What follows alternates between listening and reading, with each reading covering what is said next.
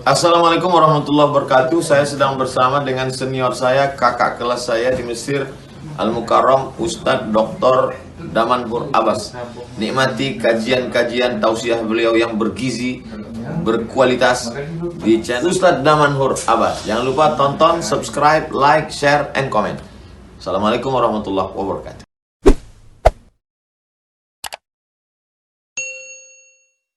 Assalamualaikum warahmatullahi wabarakatuh. Alhamdulillahilladzi ahyana ba'dama amatana wa ilaihin nusyur. Asyhadu an la ilaha illallah lahu da'watul haq, harisun 'alaiha wa aujaba tabsyiri biha wal takum minkum ummatun yad'una ilal khair wa ya'muruna bil ma'ruf wa yanhauna 'anil munkar wa ulaika humul muflihun. وأشهد أن محمدًا عبده ورسوله بلغ الرسالة وأدى الأمانة ونصح الأمة وكشف الغمة حتى آتانا اليقين ليلها كنهارها لا يزيغ عنها إلا حالك. اللهم صل وسلم وبارك وأنعم على حبيبنا وشفيعنا وزخرنا ومولانا محمد وعلى أزواجه أمهات المؤمنين وذرياته وآل بيته وأصحابه أجمعين. اللهم صل على روح سيدنا محمد في الأرواح وعلى جسده في الأجساد وعلى قبره في القبور كلما ذكر الذاكرون وغفل عن ذكره الغافلون. رب اشرح لي صدري ويسر لي أمري واحلل عقدة من لساني يفقهوا قولي أما بعد. Para asatiz yang saya muliakan, ayah bunda yang saya cintai, dan bapak ibu jemaah salat subuh yang dirahmati Allah, marilah senantiasa kita panjatkan puji dan syukur kepada Allah atas nikmat iman, nikmat kesehatan yang Allah berikan kepada kita sehingga kita dapat melangkahkan kaki kita untuk melaksanakan salat subuh berjamaah.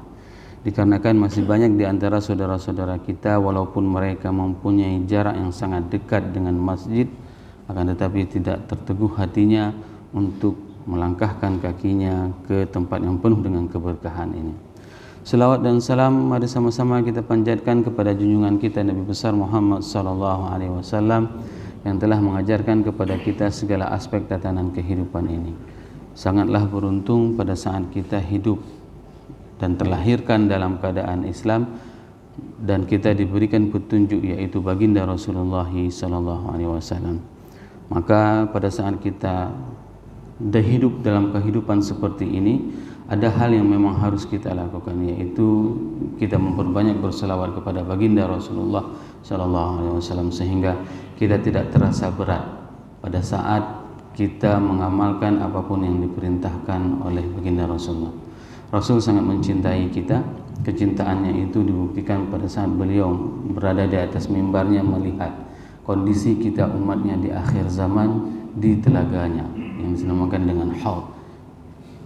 Semoga jemaah yang berhadir pada subuh yang berbahagia ini merupakan di antara umat Nabi Muhammad sallallahu alaihi wasallam yang akan diberikan syafaat oleh baginda Rasulullah sallallahu alaihi wasallam dan akan disuguhkan air dari telaga Kautsar dari tangan mulia tersebut. Allahumma amin. Bapak Ibu jemaah yang dirahmati Allah, pada pertemuan sebelumnya kita sudah menceritakan tentang bagaimana kenikmatan di dalam surga. Di ayat 12 Allah berfirman, a'udzubillahi minasyaitonirrajim, bismillahirrahmanirrahim, fiha 'ainun jariyah. Di dalam surga terdapat mata air yang sangat banyak. Jenis mata air di dalam surga itu merupakan kenikmatan yang tiada hentinya. Ada air yang bersumber dari mata air, yaitu air susu, air madu, air arak. Kesemua mata air tersebut merupakan kenikmatan di dalam surga. Pada ayat 13 sampai dengan ayat 16 Allah melanjutkan lagi menggambarkan kepada kita bagaimana fasilitas dan kenikmatan di dalam syurga. Allah berfirman, a'udzubillahi minasyaitonirrajim, bismillahirrahmanirrahim, fiha sururun marfu'ah wa akwabun mawdu'ah wa namariqu masfufah wa zarabiyu mabthusah. Ini merupakan semuanya adalah fasilitas dan kenikmatan di dalam surga. Dan indahnya pada saat Allah menyebutkan fiha sururum marfu'ah. Kata-kata fiha tidak diungkapkan dengan kata-kata waw ataf yang disandarkan kepada kenikmatan sebelumnya. Dikarenakan apa? Dikarenakan Di sini Imam Ibnu Ashur menjelaskan bahwasanya ada perbedaan, ya, li'adamil jam'i baina 'ainil ma' was-surur fi dhihni laula an jama'ahuma al-kaunu fil jannah. Adanya perbedaan tasawur, adanya perbedaan deskripsi bagaimana cara kita bisa menikmati kenikmatan tersebut. Yang pertama itu adalah kenikmatan ainun jariyah, mata air yang mengalir. Ini adalah sebuah kenikmatan yang berbeda apabila kita melihatnya dengan mata kita. Mata air itu bisa dilihat dengan perasaan. Kita mengungkapkan keindahan tersebut dengan perasaan. Fiha, diulang sekali lagi kata-kata fiha di sini, tidak dengan kata-kata ataf. Wa u'idu qawluhu fiha duna an ya'tifa surur ala ain. Ini menunjukkan bahwasanya perbedaan nikmat tersebut itu beda dirasakan sensasinya. Sensasi pada saat seseorang melihat mata air dengan sensasi pada saat seseorang merasakan adanya kasur-kasur yang tinggi. Kenapa? Karena kasur-kasur yang tinggi itu akan dirasakan langsung oleh penduduk surga pada saat mereka masuk ke dalam surga. Kalau tadi melihat mata air yang mengalir itu pemandangan dengan matanya, tapi kalau kasur itu dirasakan oleh tubuhnya. Ya, inilah yang terjadi perbedaan, sehingga Allah mengungkapkan bukan dengan kata-kata wow. Kalau seandainya wow yang diungkapkan, maka kenikmatannya itu sama sensasinya. Indah sekali bahasa Arab. Kenapa? Dikarenakan setiap ungkapan kata yang disebutkan itu menunjukkan perbedaan antara satu kenikmatan dengan kenikmatan lain. Kalau kenikmatan air yang mengalir itu bisa dilihat, sehingga apa? Dhihni, pemikirannya, orang akan membuat senang pada saat melihat pemandangan yang indah.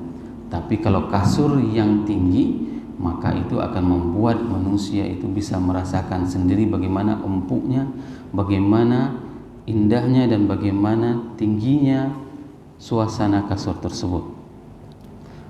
Imam Ibnu Ashur menjelaskan surur merupakan jam'us sarir, itu merupakan jamak dari kata-kata kasur. Sarir itu merupakan kasur. Wa huwa ma yujalisu alaih, dia itu adalah tempat kita merebahkan badan kita. Hari ini ada sebuah kasur yang diproduksi oleh manusia, katakanlah mereknya A, itu kalau seandainya kita tidur di atas kasur tersebut itu sangat enak. Tapi ingat, pada saat tulang belakang kita terkena penyakit tulang belakang AMV, maka kasur king coil pun yang harganya puluhan juta itu tidak ada harganya. Kenapa? Karena kita tidak bisa terbaring di atas kasur tersebut. Maka kita harus terbaring di atas triplek yang harganya hanya 30-an ribu.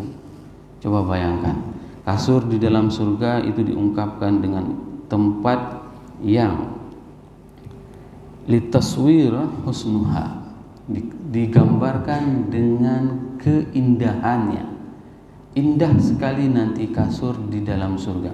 Ada salah seorang teman pada saat dia mau meninggal, dia WA saya. Dia WA saya, dia katakan bahwasanya saya tidur di atas kasur yang sangat luas. Apa artinya? Saya kira mudah-mudahan itu bagus. Saya tidak tahu bahwasanya itu adalah tanda dia akan dipanggil oleh Allah. Tidur di atas kasur yang sangat luas, sangat empuk. Dia WA seperti itu. Hanya selang 3 hari setelah itu dia dipanggil oleh Allah. Ini menunjukkan apa? Fasilitas salah satu yang kita nikmati nanti dalam surga adalah kasur yang empuk. Maka hari ini pada saat kita tidak bisa tidur lelap di malam hari, dikarenakan apa? Dikarenakan kita menginginkan nanti pada saat kita di surga kita akan mendapatkan fasilitas yang empuk seperti itu. Sehingga Rasulullah SAW kasurnya itu adalah pohon kurma. Pohon kurma, bayangkan manusia terbaik di atas jagat raya. Kasurnya itu adalah ustuwanatus sarir. Kasurnya itu adalah pohon kurma di mana Rasul bersandar tidur malam di pohon kurma tersebut. Sehingga para sahabat pada saat melihat badannya berbekas, maka pada saat itu para sahabat meminta kepada Rasul untuk dibuatkan kasur yang empuk. Apa dijawab oleh Rasul pada saat itu? Ma li ana walid dunia. Apa urusan saya dengan dunia ini? Lihatlah bagaimana kesederhanaan seorang makhluk yang paling dicintai oleh Allah dan yang paling mulia di atas jagat raya. Beliau berlelah-lelah, sudah dijamin surga, berlelah-lelah untuk memuji Allah, bersyukur kepada Allah, yaitu dengan salat tahajud atau salat qiyamul lail. Bapak Ibu jemaah yang dirahmati Allah, wal akwab jam'u qawbun bi dhammil kaf, dan akwab wa akwabun mawdu'ah, dan gelas-gelas yang tidak akan pernah terlepas dari tangan. Bayangkan, saya tidak pernah melihat dan tidak pernah melakukannya. Orang yang mabuk itu biasanya gelasnya itu terlepas dari tangannya. Nggak berani saya tanya di sini ya. Orang yang mabuk itu gelasnya itu pasti terlepas dari tangannya. Nanti di dalam surga, orang yang mabuk dengan araknya surga, gelas itu tidak pernah terlepas dari tangannya. Begitulah nikmatnya minuman arak di dalam surga. Maka hari ini seenak apapun jenis minuman mabuk di dunia jangan pernah dikonsumsi, karena itu dilarang sama Allah. Ingat, nanti pada saat di dalam surga, kenikmatan fasilitas yang ditemukan oleh penduduk surga itu adalah akwab, gelas-gelas yang sangat banyak, dan gelas tersebut tidak akan pernah terlepas dari tangan orang yang meminumnya. Kenapa diungkapkan dengan akwab? Dikarenakan orang-orang pada masa jahiliyah, pada saat mereka mabuk, mereka tidak mempunyai gelas yang banyak. Mereka mempunyai kendi arak yang banyak, akan tetapi gelasnya sama. Sehingga apa? Sehingga itu bisa membuat cita rasa arak tersebut bercampur. Ini yang dibedakan. Kenapa Allah ungkapkan dengan akwab, dengan gelas-gelas, agar cita rasa itu tidak pernah bercampur. Orang di dunia masa jahiliyah, mereka itu mempunyai kendi arak dengan varian yang sangat banyak, akan tetapi gelasnya satu. Sehingga apa? Sehingga mereka sering tercampur antara rasa satu dengan rasa yang lain. Namun di dalam surga Allah jelaskan, wal akwab mawdu'ah, yaitu gelas-gelas yang sangat banyak, dan itu tidak pernah terlepas dari tangan orang-orang pada saat mengkonsumsikannya. Ini merupakan salah satu kenikmatan yang Allah berikan kepada kita, yang Allah gambarkan kepada kita. Semoga kita semuanya diberikan fasilitas seperti ini, fasilitas kasur yang sangat empuk dan tinggi, dan yang kedua itu adalah fasilitas gelas-gelas yang bisa disantapi, yang tidak pernah terlepas dari tangan penduduk ahli syurga. Wa namariqu masfufah, dan ini merupakan jam'un namariq bi dhammin nun, ay ju'ila ba'daha qariban min ba'd as-saffan, aynama arada al-jalisa ay yajlisa wajadaha. Wa namariqu masfufah, ini merupakan bantal-bantal. Ada sebuah kebiasaan orang Arab, mereka itu tidak mempunyai kursi seperti kita. Tapi orang Arab itu punya bantal-bantal di dalam rumahnya. Dan hal seperti ini bisa dibayangkan pada saat kita pergi ke Bali ataupun pada saat kita pergi ke Lombok. Orang-orang di pinggir pantai itu akan disediakan bantal. Apabila dia masuk ke dalam bantal tersebut, dia akan tenggelam indah menikmati suasana malam. Nanti di dalam surga, bantalnya itu bukan satu, Bapak Ibu jemaah yang dirahmati Allah. Diungkapkan dengan wa namariqu masfufah, dan bantal-bantal dipan-dipan yang terdapat kapan saja kita ingin duduk. Hari ini kita tidak bisa mempunyai bantal seperti itu di rumah kita karena harganya mahal. Karena bantal-bantal tersebut harganya mahal. Ini di dalam surga diungkapkan bahwasanya bantal-bantal tersebut itu sangatlah banyak dan terdapat dimanapun pada saat seseorang penduduk ahli syurga ingin menikmati. Kenapa? Karena pada saat mereka ingin santai, menikmati suasana di surga, maka mereka akan duduk dan akan bersandar di tempat bantal-bantal yang empuk tersebut. Waraba wazarabiyu mabthutha, dan disebut dengan zarabiyu itu adalah nisbah ila Azerbaijan, sebuah negara, baldatun min baladatil Fars wa Bukhara. Ini merupakan sebuah kawasan yang berada di yang disebut dengan Azerbaijan, ya.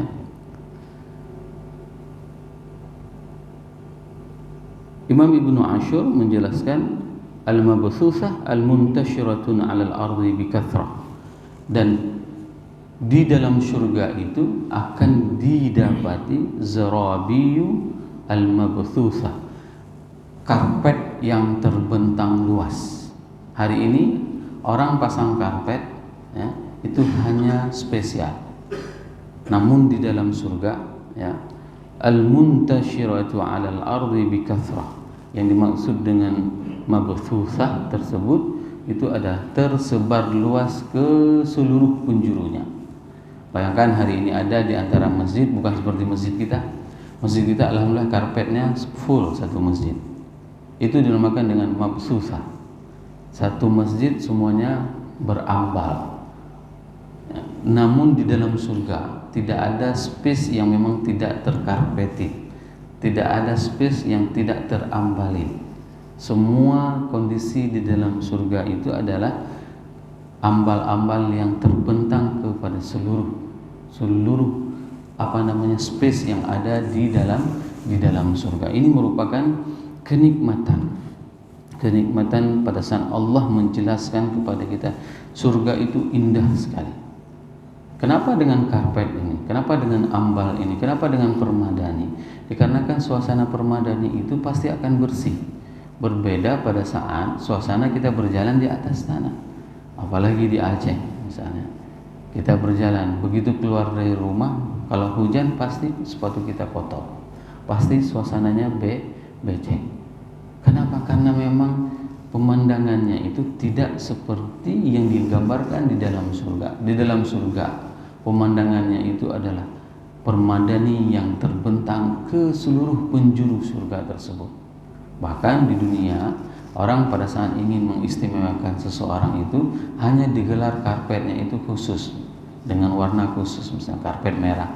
Hanya orang-orang yang tinggi jabatannya yang melewati tempat tersebut. Dan di dalam surga adalah orang-orang yang mendapatkan fasilitas akan berjalan di atas permadani yang terbentang luas.